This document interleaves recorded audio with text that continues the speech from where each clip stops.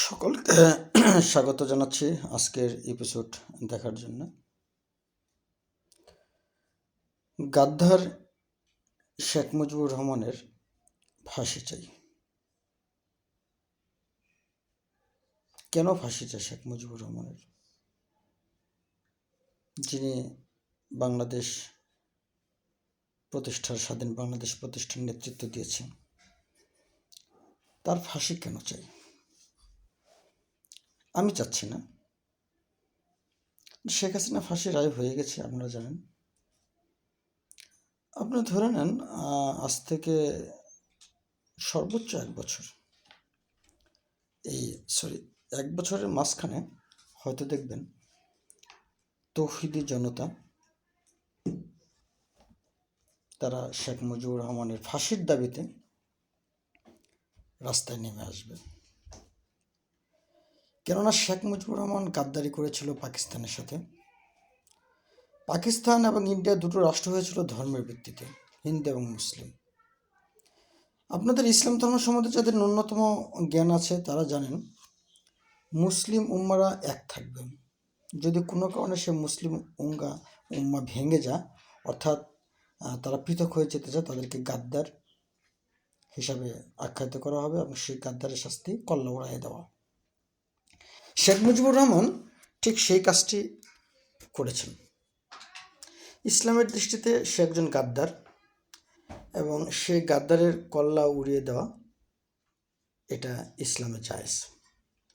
সেটাই আপনারা কিছুদিনের মধ্যে দেখতে পাবেন। তৌহিদের জন্য তার রাস্তায় নেমে আসবে যে শেখ মুজিবুর রহমানের মরণোত্তর বিচার চাই, এবং সেই বিচারে অবশ্যই বিচার হবে, আমি কনফার্ম করে বলতে পারি। সেই বিচারে দেখবেন শেখ মুজিবের প্রতীকী ফাঁসি দেওয়া হবে এবং তাকে মরণোত্তর ফাঁসির সাজা দেওয়া হবে। শেখ মুজিবুর রহমান সত্যি কি গাদ্দার? যদি ইসলামী দৃষ্টিকোণ থেকে দেখি তাহলে সে সত্যি একজন গাদ্দার।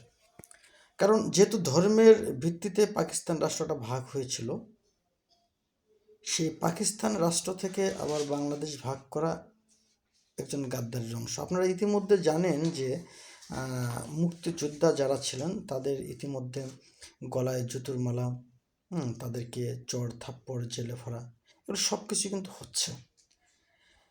এরপরে আস্তে আস্তে আপনি দেখতে পারবেন যে এদেরকে বিচারের মাধ্যমে, প্রহসনমূলক বিচারের মাধ্যমে ফাঁসির কাজটা ঝুলানো হবে এবং মুজিবকে গাদ্দার হিসাবে আপনার বিচার করা হবে। মুজিব আসলেও গাদ্দার। দেখুন,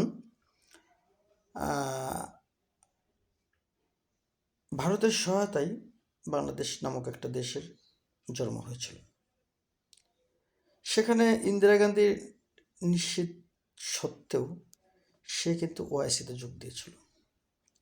শেখ মুজিবুর রহমান যখন স্বাধীন দেশ এসে দেখলেন যে রাজাকার শুধুমাত্র মুসলমানরাই, আর পার্বত্য অঞ্চলের কিছু মানুষ তারা পাকিস্তানকে সমর্থন করেছিল, একজন হিন্দুকেও কিন্তু সে পায়নি যে তারা রাজাকার আল শমস বা আল বদরে যোগ দিয়েছিল। যা ছিল তারই কিন্তু মুসলিম ভাই, যার ফলে শেখ মুজিবুর রহমান সাধারণ ক্ষমা ঘোষণা করেছিল যে আমি আর রক্ত চাই না। রক্ত চাই না মানে সে মুসলমানের রক্ত আর চায় না। হ্যাঁ, সেখানে যদি হিন্দুরা যদি হতো তাহলে সেখানে হয়তো সে রক্ত চেত, এটা স্বাভাবিক। আপনি দেখেন ইসরায়েল তাকে স্বীকৃতি দিয়েছিল, আরব কান্ট্রির মধ্যে একমাত্র ইসরায়েলই তাকে স্বীকৃতি দিয়েছিল, কিন্তু সেই স্বীকৃতি সে প্রত্যাখ্যান করেছিল। অথচ তার ভাই মুসলমান যারা, যে সারা বিশ্বের একটি মুসলমানও কিন্তু স্বাধীনতার যুদ্ধে তাকে সাপোর্ট করেনি। কারণ সাপোর্ট এই জন্য করেনি, ইসলামের দৃষ্টিতে মুসলিম উম্মা ভেঙে যাওয়ার জন্য যিনি দায়ী, তার ফাঁসি হবে, তার পক্ষে কেউ যাবে না। এটা হলো স্বাভাবিক। কাকতালীয়ভাবে দেখবেন যেদিন শেখ মুজিবুর রহমানকে হত্যা করা হয় সেদিন থেকে কিন্তু মুসলিম বিশ্ব স্বাধীন বাংলাদেশকে স্বীকৃতি দেওয়া শুরু করে। তার আগে কিন্তু কোনো মুসলিম বিশ্ব স্বীকৃতি দেয়নি। অথচ সেই শেখ মুজিবুর রহমান ড্যাং ড্যাং ড্যাং ড্যাং করে ইন্ডিয়ার নিষেধ সত্ত্বেও সে ওআইসি সম্মেলনে যোগ দিয়েছিল। আজকের যে আপনার ইসলামী ফাউন্ডেশন গঠন, সেটাও শেখ মুজিবুরই করেছিল। আপনার মুসলমানের জন্য সে অনেক কিছু করেছে, আর সেই মুসলমানই কিন্তু তাকে ধ্বংস করেছে। আর সেদিক থেকে আপনি দেখুন, হিন্দুদের কাছেও আমার মনে হয় সে গাদ্দার। তার কারণ হলো যে হিন্দুদের সহায়তায় সে একটা দেশ পেয়েছে। সে হিন্দুদের অর্থাৎ ইন্দিরা গান্ধীর কথাকে অগ্রাহ্য করে সে কিন্তু ওআইসিতে যোগ দিয়েছিল। এটা কি একটা গাদ্দারি নয়? গাদ্দারি। আপনি শেখ হাসিনাকে দেখেন, যে শেখ হাসিনা আপনার দীর্ঘদিন তার বোনসহ ফ্যামিলিতে টোটাল ইন্ডিয়াতে ছিল। ইন্ডিয়া থেকে এসে ইন্ডিয়ার খরচে খেয়েছে থেকেছে, তারপর সে বাংলাদেশে এসে আজকে 4বারের প্রধানমন্ত্রী হয়েছে। সে কখনো কি ইন্ডিয়ার কৃতজ্ঞতা স্বীকার করেছে? করেনি। হিন্দুদের প্রতি কৃতজ্ঞতা স্বীকার করেছে? করেনি। বরঞ্চ হিন্দুদেরকে সে যে পরিমাণ ক্ষতি করেছে যা বিগত কোনো সরকারই করেনি।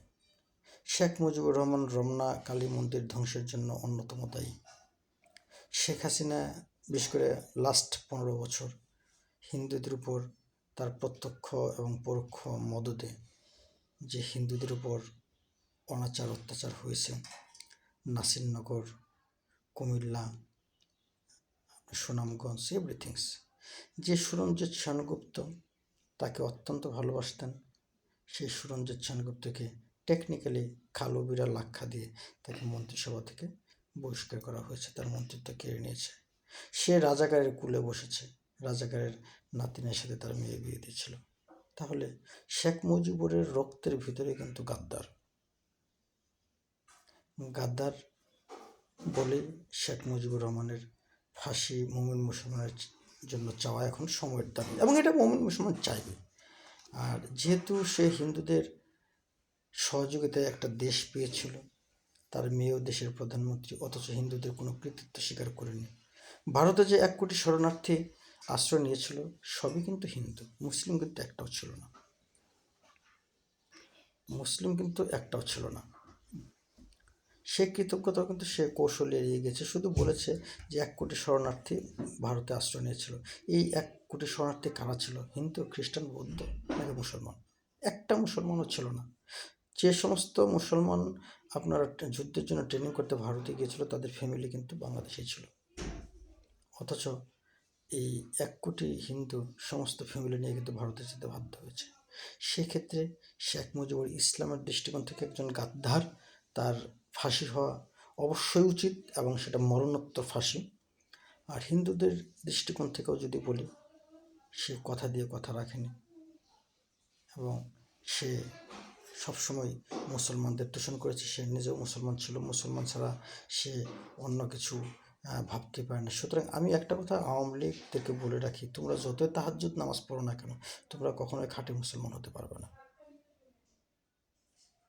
সুতরাং সামনের দিনগুলোতে আমরা অপেক্ষায় থাকলাম মরণোত্তর শেখ মুজিবুরের বিচারের দাবিতে, গাদ্দার শেখ মুজিবুর রহমানের বিচারের দাবিতে, তার ফাঁসির দাবিতে তৌহিদি জনতা কবে মাঠে নামবে, এবং আমার বিশ্বাস তারা নামবে এবং মুক্তিযোদ্ধাদের ফাঁসি হবে। সহসা এই বাংলাদেশ থেকে মনে হয় না যে এখন যে এই আপনার সহি ইসলামী দল ক্ষমতায় আছে, সেই ইসলামী দলকে নামানো যাবে, কারণ মুসলমান সেটাই চায়। সবাই ভালো থাকবেন, সুস্থ থাকবেন। আশা করছি অচিরেই তৌহিদি জনতা গাদ্দার শেখ মুজিবুর রহমানের ফাঁসির দাবিতে মাঠে নামবে। সকলকে ধন্যবাদ।